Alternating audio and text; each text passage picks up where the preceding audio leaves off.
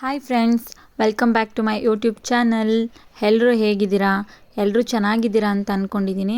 ನಾನು ಕೂಡ ತುಂಬ ಚೆನ್ನಾಗಿದ್ದೀನಿ. ನಿಮ್ಗೆ ಆಲ್ರೆಡಿ ಥಂಬ್ನೇಲ್ ನೋಡಿ ಗೊತ್ತಾಗಿರುತ್ತೆ, ನಮ್ಮ ಹಸ್ಬೆಂಡ್ ಬರ್ತ್ಡೇ ಸೆಲೆಬ್ರೇಷನ್ ವೀಡಿಯೋ ಅಂತ. ಅವರು ಕೆಲಸದ ಮೇಲೆ ಹೊರಗಡೆ ಹೋಗಿದ್ದಾರೆ. ಇವತ್ತು ಅವ್ರ ಬರ್ಡೇನ ಸೆಲೆಬ್ರೇಟ್ ಮಾಡೋಕ್ಕಾಗ್ತಾಯಿಲ್ಲ.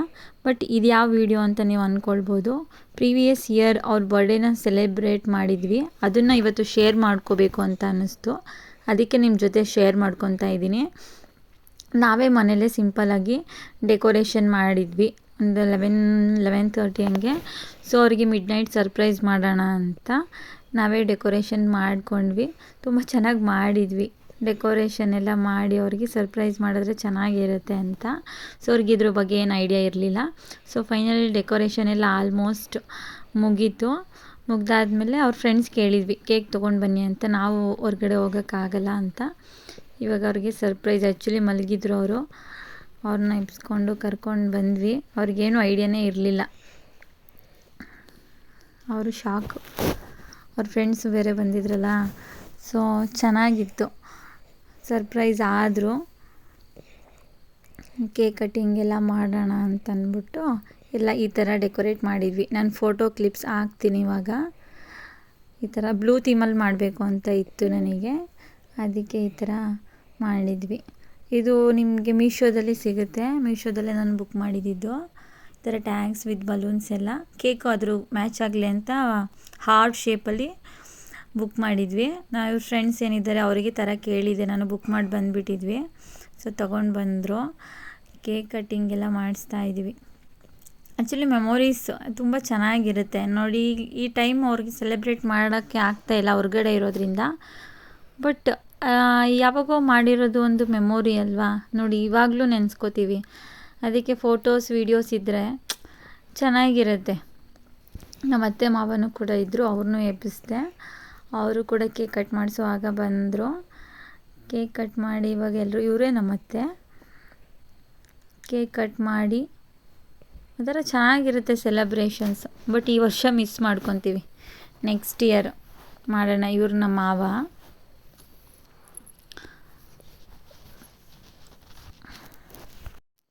ನಮ್ಮ ಮ್ಯಾರೇಜ್ ಆದಮೇಲೆ ಇದು ಫಸ್ಟ್ ಬರ್ತ್ಡೇ ಅವ್ರದ್ದು. ಸೊ ಅದಕ್ಕೆ ಸುಮ್ಮನೆ ಹೊರಗಡೆ ಎಲ್ಲೋ ಹೋಗಿ ಸೆಲೆಬ್ರೇಟ್ ಮಾಡೋದಕ್ಕಿಂತ ಮನೇಲೇ ಮಾಡೋಣ ಅಂತ ನನಗೆ ಅನ್ನಿಸ್ತು. ನಾವೇ ಎಫರ್ಟ್ ಹಾಕಿ ಸ್ವಲ್ಪ ಮಾಡಿದ್ರೆ ಅದೇ ಒಂಥರ ಬೇರೆ ಖುಷಿ. ಎಲ್ಲೋ ಹೊರಗಡೆ ಹೋಗಿ ಮಾಡೋದಕ್ಕಿಂತ ಫ್ಯಾಮಿಲಿ ಫ್ರೆಂಡ್ಸ್ ಎಲ್ಲ ಮನೇಲೇ ಸೆಲೆಬ್ರೇಟ್ ಮಾಡಿದ್ರೆ ಚೆನ್ನಾಗಿರುತ್ತೆ ಅಂತ ಈ ಥರ ಮನೇಲೇ ಮಾಡಿದ್ವಿ. ನೆಕ್ಸ್ಟ್ ಡೇ ಆಚೆ ಹೋಗಿ ಸೆಲೆಬ್ರೇಟ್ ಮಾಡಿದ್ವಿ. ಸೊ ಇವಾಗ ಎಲ್ಲರಿಗೂ ಕೇಕ್ ತಿನ್ನಿಸ್ತಾ ಇದ್ದಾರೆ. ಅವ್ರ ಫ್ರೆಂಡ್ಸು ಕೂಡ ಬಂದಿದ್ರಲ್ಲ, ಸೊ ಅವರು ಕೂಡ ಇಲ್ಲೇ ಇದ್ದರು, ಲಾಸ್ಟ್ವರೆಗೂ ಇದ್ದರು. ಚೆನ್ನಾಗಿ ಎಂಜಾಯ್ ಮಾಡಿಕೊಂಡು ಚೆನ್ನಾಗಿತ್ತು. ಒಂಥರ ಮೆಮೊರೇಬಲ್ ಅಂತ ಹೇಳ್ಬೋದು. ಇವಾಗ ಅವ್ರದ್ದು ಎಷ್ಟೇ ಬರ್ಡೇ ಬಂದ್ರೂ ಅದು ಆಫ್ಟರ್ ಮ್ಯಾರೇಜ್ ಫಸ್ಟ್ ಬರ್ಡೇ, ಇದು ಒಂಥರ ಸ್ವೀಟ್ ಮೆಮೊರೀಸು, ಹ್ಯಾಪಿ ಮೂಮೆಂಟ್ ಅಂತ ನನಗೆ. ಅದಕ್ಕೆ ನಿಮ್ಮ ಜೊತೆ ಈ ವಿಡಿಯೋನ ಶೇರ್ ಮಾಡ್ಕೋಬೇಕು ಅಂತ ಅನ್ನಿಸ್ತು. ಇದಾದಮೇಲೆ ನೆಕ್ಸ್ಟು ನನಗೆ ಈ ಥರ ಸೆಲೆಬ್ರೇಟ್ ಮಾಡೋಕ್ಕೆ ಆಗಲಿಲ್ಲ, ಸಿಂಪಲಾಗಿ ಕೇಕ್ ಕಟ್ಟಿಂಗ್ ಮಾಡಿಸ್ದೆ. ಆ್ಯಕ್ಚುಲಿ ಅವ್ರಿಗೆ ಅದೇ ಇಷ್ಟ ಆಗುತ್ತೆ. ನೆಕ್ಸ್ಟ್ ಇಯರಲ್ಲಿ ನನ್ನದು ಸ್ವಲ್ಪ ಪ್ರಾಬ್ಲಮ್ ಇತ್ತು, ಹೆಲ್ತ್ ಇಶ್ಯೂಸ್ ಇತ್ತು. ಆ ಇಯರ್ ಕೂಡ ಸೆಲೆಬ್ರೇಟ್ ಮಾಡಿಲ್ಲ. ಇನ್ನು ಲಾಸ್ಟ್ ಇಯರು ಬಾಣಂತಿ ಪಾಪುಗೆ ಎಷ್ಟು 20 ಡೇಸ್ ಆಗಿತ್ತು ಪಾಪು ಹುಟ್ಟಿ. ಸೊ ಇಲ್ಲೇ ಮನೇಲೇ ಸಿಂಪಲಾಗಿ ಕೇಕ್ ಕಟ್ ಮಾಡಿಸಿದ್ವಿ. ಸೊ ಇದೇ ನಾನು ಸ್ವಲ್ಪ ಚೆನ್ನಾಗಿ ಗ್ರ್ಯಾಂಡಾಗಿ ಸೆಲೆಬ್ರೇಟ್ ಮಾಡಿದ್ದು ಅವಾಗ. ಅವ್ರ ಫ್ರೆಂಡ್ಸ್ ಎಲ್ಲ ಬಂದಿದ್ರಲ್ವ, ಹಾರ ಈ ಥರ ಶಾಲು ಅದೊಂಥರ ಟ್ರೆಂಡು ಇವರಿಗೆ. ಸೊ ಈ ಥರ ಮಾಡ್ತಾರೆ, ರೇಗಿಸ್ತಾಯಿದ್ರು. ನಾನು ಹೈಟ್ ಕಡಿಮೆ ಇದ್ದೀನಲ್ವಾ, ಸೊ ಕಾಮನ್. ಏಕೆಂದರೆ ಇವರೆಲ್ಲ ಕ್ಲಾಸ್ಮೇಟ್ಸೇ ಆಗಬೇಕು ನಾವು, ಅದಕ್ಕೆ ಸ್ವಲ್ಪ ನನ್ನ ಕುಳ್ಳ ಇರೋದಕ್ಕೆ ರೇಗಿಸ್ತಾಯಿದ್ರು. ಚೆನ್ನಾಗಿತ್ತು ಒಂಥರ. ಸೊ ಆಮೇಲೆ ಲಾಸ್ಟಲ್ಲಿ ಎಲ್ಲರೂ ಒಂದಷ್ಟು ಫೋಟೋನ ತೆಗೊಂಡ್ವಿ. ನಮ್ಮ ಪಾಪು ಅಳ್ತಾ ಇದ್ದಾಳೆ. ಒಂದಷ್ಟು ಕ್ಲಿಪ್ಸ್ ಎಲ್ಲನೂ ಆ್ಯಡ್ ಮಾಡ್ತೀನಿ, ಫೋಟೋಸು. ತುಂಬ ಚೆನ್ನಾಗಿತ್ತು, ಅದಕ್ಕೆ ನಿಮ್ಮ ಜೊತೆ ಶೇರ್ ಮಾಡ್ಕೊತಾ ಇದ್ದೀನಿ. ಇವರು ನಮ್ಮ ಅತ್ತೆ, ನಮ್ಮ ಮಾವ, ನಮ್ಮ ಹಸ್ಬೆಂಡು, ಅವ್ರ ಅಕ್ಕನ ಮಗಳು.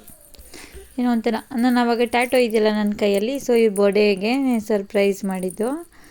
ಸೊ ಲಾಸ್ಟ್ವರೆಗೂ ಎಲ್ಲ ಇದ್ದರು. ಸೊ ಚೆನ್ನಾಗಿತ್ತು ಒಂಥರ ವೀಡಿಯೋ. ಈ ವಿಡಿಯೋ ನಿಮಗೆ ಇಷ್ಟ ಆದರೆ ಲೈಕ್ ಮಾಡಿ, ಶೇರ್ ಮಾಡಿ, ಸಬ್ಸ್ಕ್ರೈಬ್ ಮಾಡ್ಕೊಳ್ಳಿ.